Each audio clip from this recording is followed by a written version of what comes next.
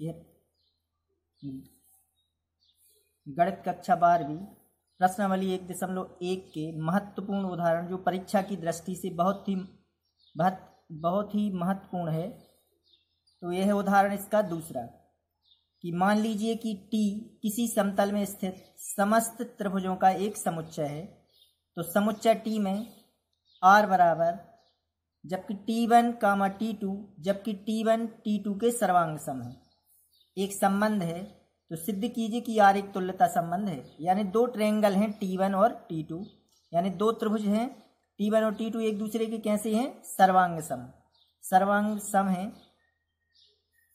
तब हमको सिद्ध करना है कि R एक तुल्यता संबंध है। तो तुल्यता संबंध का मतलब है यह संबंध एक स्वतुल्य भी होगा, सममित भी है और संक्रामक है। यदि संबंध R स्वतुल्य, सममित एवं संक्रामक हो तब यह एक तुल्यता संबंध कहलाता है। तो पहले हम तीनों को सिद्ध करना पड़ेगा। इसमें बहुत ही महत्वपूर्ण क्वेश्चन है यह परीक्षा की दृष्टि से। तो अपन ने समुच्चय क्या दिया है यहाँ? T। तो T हमने यहाँ मान लिया कि A बराबर T और A क्या है? ये समुच्चय, किसी समतल में स्थित समस्त त्रिभुजों का समुच्चय। यानी जो समुच्चय है वो किसी समतल में स्थित समस्त त्रिभुजों का समुच्चय, जितने भी त्रिभुज हैं वो काय में है? समुच्चय A या T में। संबंध दिया है जो R बराबर T1, T2 जबकि T1 T2 के सर्वांग सम है। सर्वांग सम जैसे अपनी हथेलियां, किताब के पन्ने, ये सर्वांग सम है।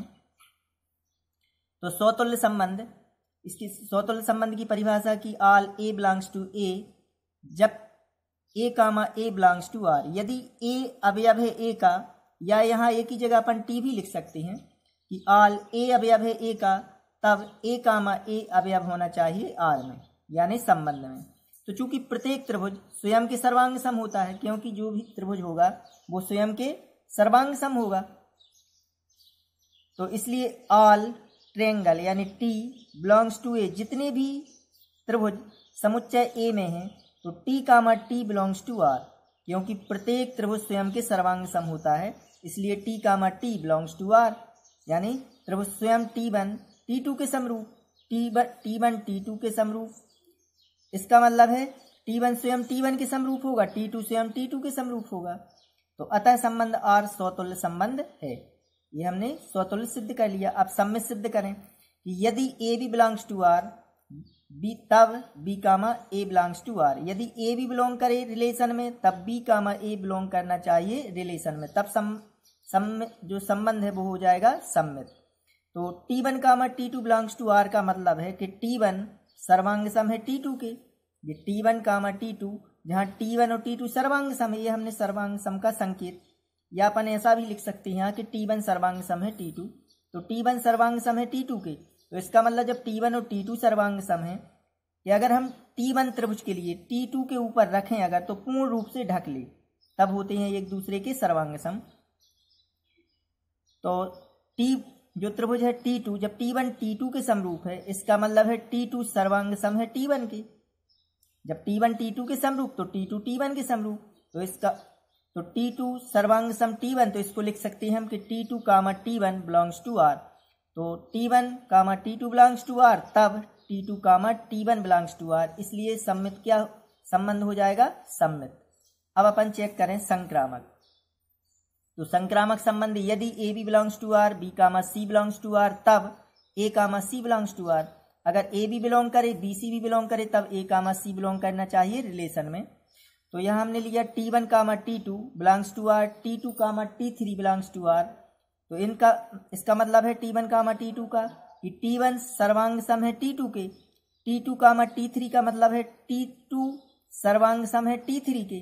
तो जब T1 T2 के सर्वांग सम है और T2 T3 के सर्वांग सम है, इसका मतलब है कि T1 और T3 भी एक दूसरे के सर्वांग सम होंगे। तब हमने लिख दिया कि T1 सर्वांग सम है T3, तो T1, T3 belongs to R। जब T1, T2 का मतलब है कि T1 सर्वांग सम T2, तो T1, T3 का मतलब क्या हुआ कि T1 सर्वांग सम है T3 के। तो T1, T3 belongs to R। संबंध R संक्रामक संबंध है। अतः संबंध R स्वतुल्य भी है, सम्मित है एवं संक्रामक है, इसलिए संबंध R एक तुल्यता संबंध है। यह प्रश्न क्रमांक उदाहरण है तीसरा कि मान लीजिए कि L किसी समतल में स्थित समस्त रेखाओं का एक समुच्चय है तथा R बराबर L1, L2 जबकि L1 L2 पर लंबवत है, तो समुच्चय L में परिभाषित एक संबंध है। सिद्ध कीजिए कि R सममित है किंतु यह ना तो स्वतुल्य है और ना ही संक्रामक है। बहुत ही मोस्ट क्वेश्चन है यह परीक्षा के लिए।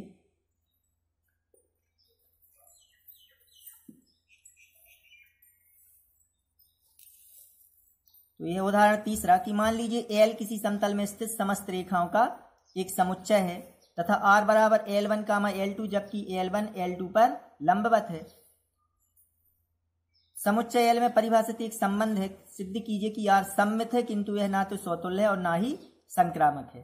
तो पहले L एक अपन को समुच्चय दिया है, अपन समुच्चय को A से दर्शा लें कि A बराबर L बराबर किसी समतल में स्थित समस्त रेखाओं का समुच्चय, और संबंध R दिया है कि L1, L2 जबकि L1 L2 पर लंबवत है, यानी दोनों लाइन हैं जो एक दूसरे पे परपेंडिकुलर हैं।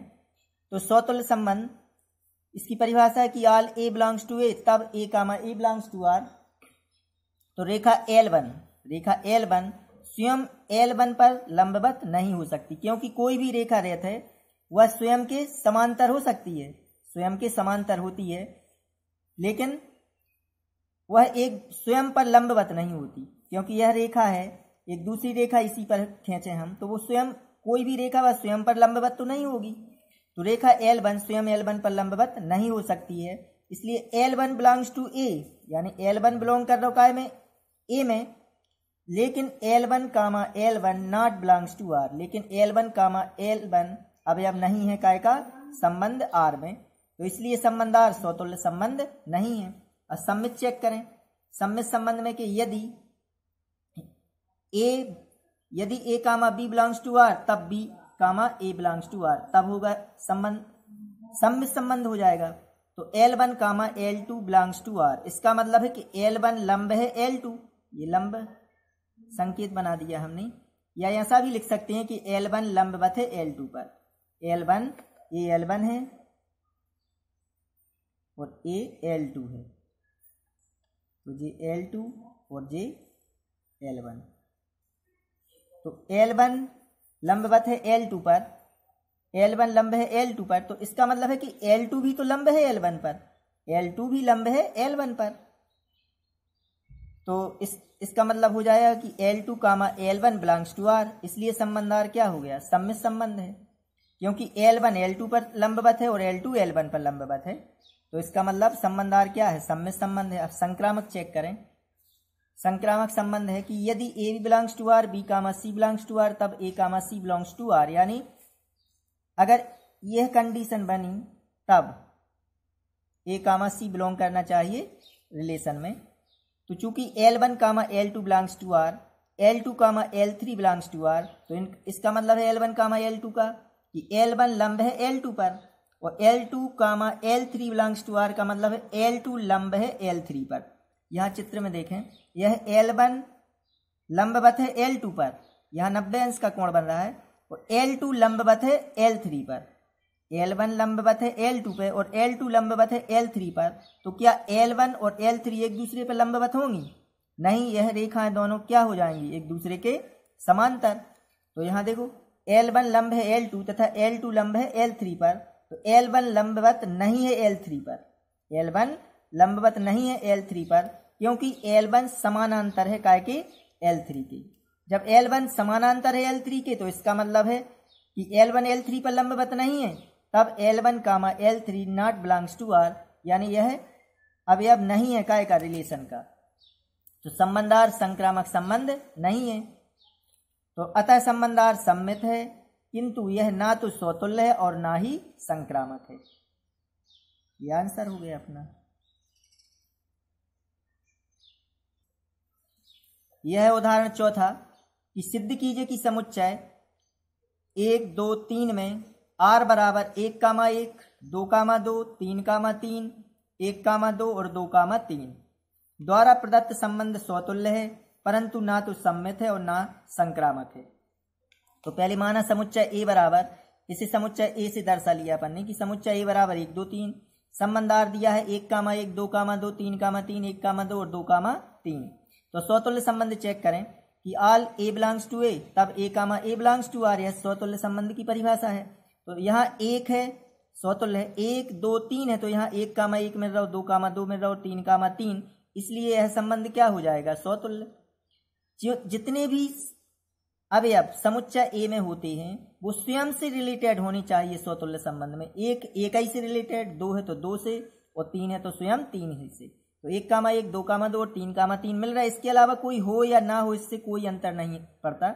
तो 1 कामा 1, 2 कामा 2, 3 कामा 3 है, इसलिए संबंध क्या हो जाएगा, स्वतुल्य संबंध। तो 1 कामा 1, 2 कामा 2, 3 कामा 3 बिलोंग्स टू आर, इसलिए संबंध आर स्वतुल्य संबंध है। सम्मित संबंध चेक करें कि यदि इसकी परिभाषा की यदि A B belongs to R तब B comma A belongs to R, यानी ए बी अगर अवयव है आर का तब बी कामा ए भी अवयव होना चाहिए आर, यानी रिलेशन में। तो यहाँ देखो 1 कामा 1 का उल्टा है तो 1 कामा 1 ही होगा, 2 कामा 2 का उल्टा 2 कामा 2, 3 कामा 3 का उल्टा भी 3 कामा 3 का, 1 कामा 2 को उल्टों का 2 कामा 1 है रिलेशन में नहीं, इसका मतलब यह सम्मित नहीं है। तो सम्मित संबंध की ये परिभाषा है। फिर अपन ने 1 कामा 2 बिलोंग्स टू आर, लेकिन 2 कामा 1 नॉट बिलोंग्स टू आर, इसलिए संबंध आर सम्मित संबंध नहीं है। इसके बाद है संक्रामक संबंध, यदि A B C A comma B belongs to R, B comma C belongs to R, तब A comma C belongs to R, यदि ये शर्त बनती है तब ए कामा सी बिलोंग करना चाहिए रिलेशन में। तो 1 comma 2 belongs to R, 1 comma 2 belongs to R, 2 comma 3 belongs to R, ये ए बी है और ये बी सी है, तब 1 कामा 3 चाहिए। अब तो देखो 1 कामा 3 है क्या रिलेशन में, देखो 1 कामा 2, 2 कामा 3, यानी जे वाला अवयव और जे मिल रहा है, तब 1 कामा 3 मिलना चाहिए रिलेशन में, जो कि इसमें नहीं है। तो अपन ने यहाँ लिखा कि 1 comma 2 belongs to R, 2 comma 3 belongs to R, लेकिन 1 comma 3 not belongs to R, इसलिए संबंध आर संक्रामक संबंध नहीं है। ये उदाहरण जो 3 हमने करवाए हैं बहुत मोस्ट क्वेश्चन है परीक्षा की दृष्टि से, बाकी के इसमें आप लोग खुद कर लेना।